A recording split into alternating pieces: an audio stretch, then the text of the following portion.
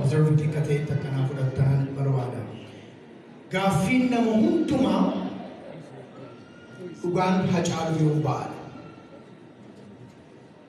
quuqamni Oromoo hundumaa gumaan Hacaaluu yoo baal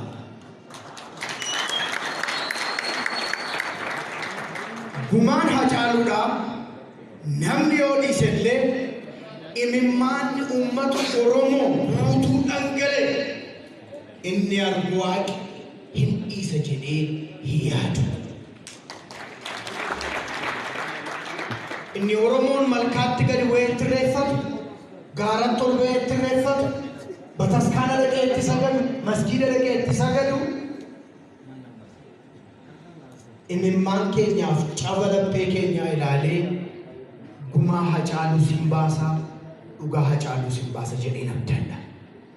Akkaataa itti gumaa Hacaaluu baasan keessaa akka namaatti maal gochuun nurra jira isa jedhuufi kaayyoo Hacaaluu qaba ture, hawwii inni qaba ture, shaakala inni qaba ture waltaanee galmaan ga'uudhaan. Gaafa gootii du'u ittiin geerarama, ittiin dhaadatama malee bo'aa hin oolamu. Waggaa tokko guutuu bo'aa jirra. Waggaa tokko guutuu hamileen nu cabaa jira. Kaayyoon diinaas isa kana ture.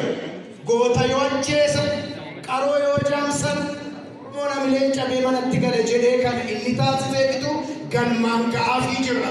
Kanaan booda akkaataa ittiin kaayyoof karoora isaa galmaan ga'e ittiin aadan siidaa isaa ol kaafnee miti biyya kanatti addunyaatti mul'ifnu tokkotu har'a faawundeeshinii gadhaabnee mana kanaa baana. Kanaafis faawundeeshiniin kun faawundeeshinii aartist Hacaaluu Hundeessaa jedhama.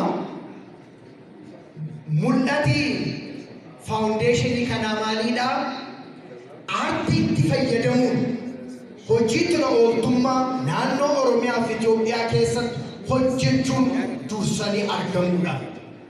Mul'ati ergama isaa immoo guddina muuziqaa fi aartii biroo irratti hojjechuun leegasii aartist Hacaaluu Hundeessaa itti fufsiisuun hojii tola ooltummaa karaa aartiin deeggarsa kabaja mirga namootaa tumsuudha kan jedhudha.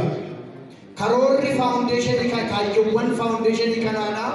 Inni tokkoffaan hojiiwwan aartii aartist Hacaaluu Hundeessaa jalqabe itti fufsiisuun dhaloota dhufutti dabarsuun leegasii isaa gadhaabanii ijaaruudha.